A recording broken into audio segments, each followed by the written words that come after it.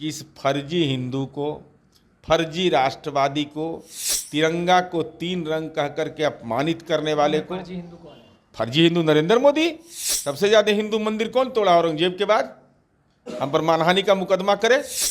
नरेंद्र मोदी के शासनकाल में सबसे ज्यादा हिंदू मंदिर को तोड़ा गया है। नमस्कार, आप लाइव सिटीज देख रहे हैं और आपके साथ मैं हूं वसीम खान। लोकसभा चुनाव से पहले बिहार के साथ साथ देश की सियासत गर्म है, जहां एक तरफ जीतन राम मांझी का बयान आता है कि देश में कुछ ऐसी शक्तियां सक्रिय हो रही हैं जो पुनः देश को गुलाम करेंगी।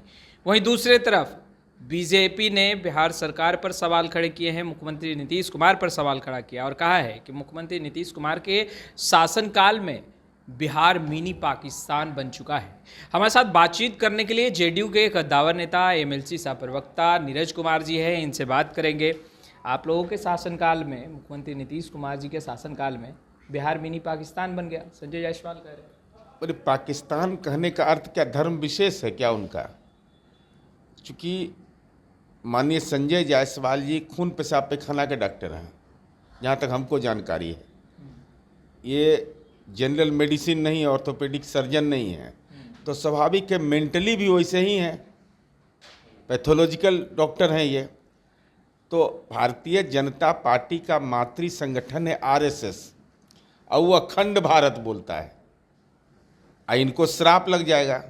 वहाँ हिंगलाज भवानी है, भगवती का एक स्वरूप है हिंगलाज भवानी। पाकिस्तान में लोग दर्शन करने जाते हैं। अब इनको कुछ इतिहास की तो जानकारी है नहीं। ये तो ब्लड ग्रुप A+, O,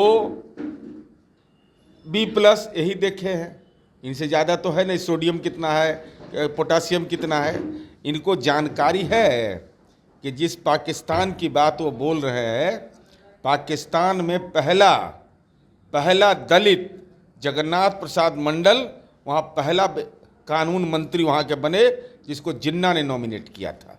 और ये देश जब अलग हुआ, जो हमको विभीषिका की पीड़ा झेलनी पड़ी, राष्ट्रपिता का सम्मान किसी ने नहीं किया, तो 79 सदस्य वहाँ के संविधान सभा में थे और 15 हिंदू थे वहाँ। तो वहाँ के जो हिंदू रह रहे हैं उसके साथ अन्याय कर रहे हैं ना आप। अगर इस ढंग की भाषा आप बोल रहे हैं, चूँकि इतिहास का ज्ञान है नहीं। वो तो कह रहे हैं हालत बद से बदतर कर तो दिया। मैं बता रहा हूँ हालात तो इतने बदतर हैं कि नरेंद्र मोदी का स्टार्टअप का एक भी योजना चंपारण में नहीं चल रहा है, और नीतीश कुमार का स्टार्टअप चनपटिया मॉडल है। वहाँ से कश्मीर जा रहा है बन करके, वहाँ से नेपाल जा रहा है बर्तन बन करके, भूटान जा रहा है बर्तन बन करके। तो इनको भी, ये जो पॉलिटिकल टूरिस्ट हैं, इनके बारे में जानते हैं कि नहीं? संजय जायसवाल जी के बारे में, ये राजद के प्रखंड अध्यक्ष थे, बाद में ही भाजपा में चले गए। तो इनका भी जो है ना पॉलिटिकल टूरिस्ट है, ये कभी पार्टी तो कभी वो पार्टी। अब बेचारे ये भी परिवारवाद के खिलाफ हैं एकदम बिल्कुल।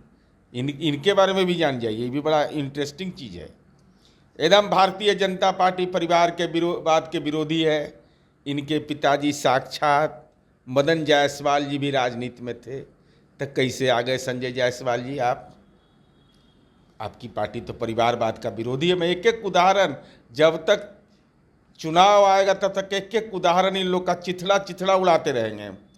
परिवारवाद के खिलाफ बोलते हैं, तो मदन जायसवाल के बेटा होने के नाते क्या संजय जायसवाल को भारतीय जनता पार्टी ने टिकट दिया? वो तो कहता संघर्ष किया, जनता के बीच रहे। कहाँ संघर्ष संघर्ष किए? कब जेल गए? जरा बतावे कब जेल गए? 74 के आंदोलन में जेल गए, गौ बधवाला में जेल गए, गौ रक्षा में जेल गए, सामाजिक न्याय की लड़ाई में जेल गए, मस्जिद घुसने में जेल गए। कहाँ जेल गए?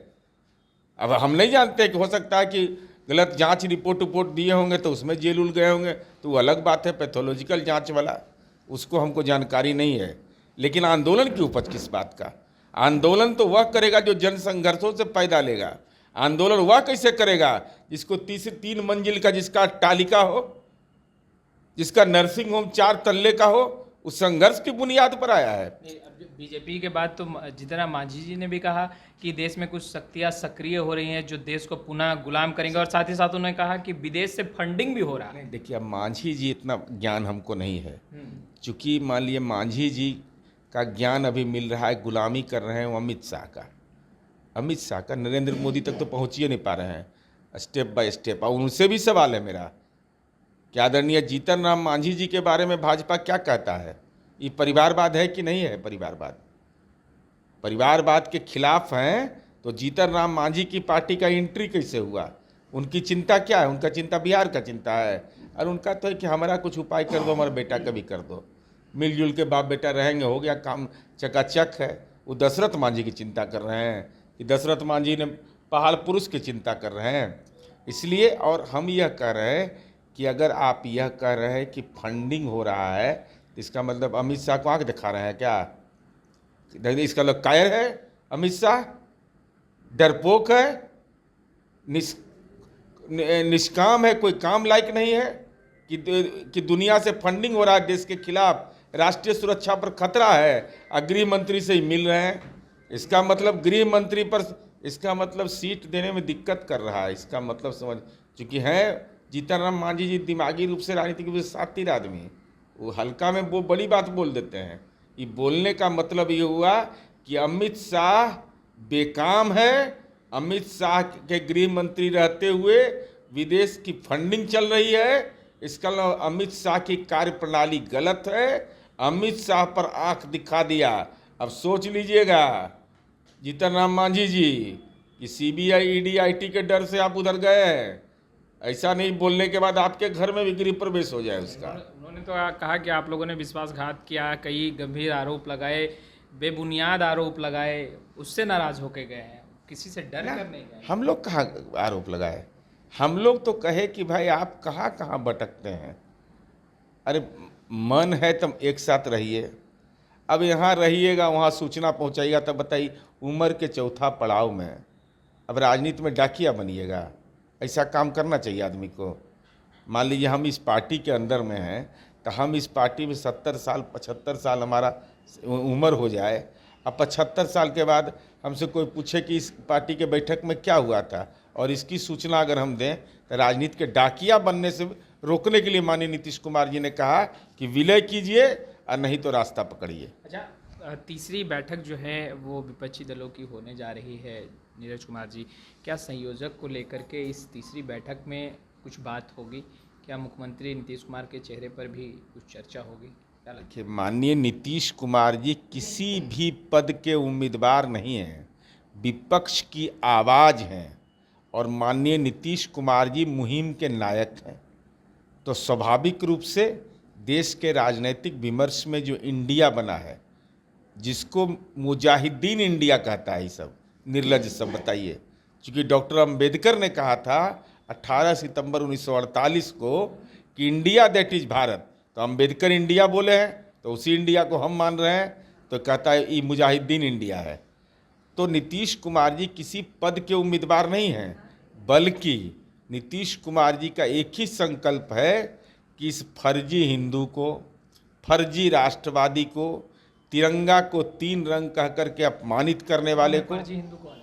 फर्जी हिंदू नरेंद्र मोदी। सबसे ज्यादा हिंदू मंदिर कौन तोड़ा औरंगजेब के बाद? हम पर मानहानि का मुकदमा करे। नरेंद्र मोदी के शासनकाल में सबसे ज्यादा हिंदू मंदिर को तोड़ा गया है। आप चले जाइए बख्तियारपुर से, आप चले जाइए रजौली रोड चले जाइए, बेगूसराय रोड चाहिए, जिस रोड में भारत सरकार ने जो रोड टूटा उसको नहीं बनाया। माननीय नीतीश कुमार जी ने कहा कि अगर मंदिर और मस्जिद कहीं टूटा है, जिला प्रशासन को निर्देश दिया कि समन्वय स्थापित करो और भगवान का मंदिर हो या मस्जिद हो उसका कहीं दूसरे जगह पर स्थापना करो। तो मंदिर कौन तोड़वाया? अब बनारस में कौन तोड़वा दिया?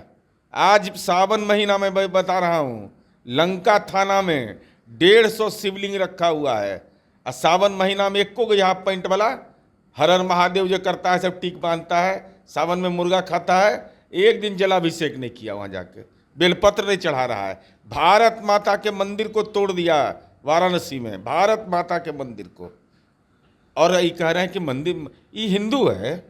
अगर हिंदू है तो हिंदू मंदिर को कैसे तोड़ दिया? औरंगजेब के बाद और इनको केवल मस्जिद की चिंता रहती है कि मस्जिद के अंदर में भगवान है। अरे कितने हिंदुस्तान के मंदिर है अगर उन मंदिरों की खुदाई होगी तो नीचे में भगवान बुद्ध और भगवान महावीर मिलेंगे, तब क्या बोलोगे। इसीलिए हम लोगों ने तय कर लिया है, हम गए थे दरभंगा, दूरबीन लेके खोजे एम्स कहाँ बना है। तो जब पूरा खोजते रहे तो हमको पता नहीं चला, तो एक जगह पानी में देखे ध्यान से हम, तो लगा कि अरे ये तो सुरंग बना हुआ है। तब पता चला कि नरेंद्र मोदी ने पताल में यहाँ बनवा दिया एम्स, और उस सुरंग में बना लिए हैं।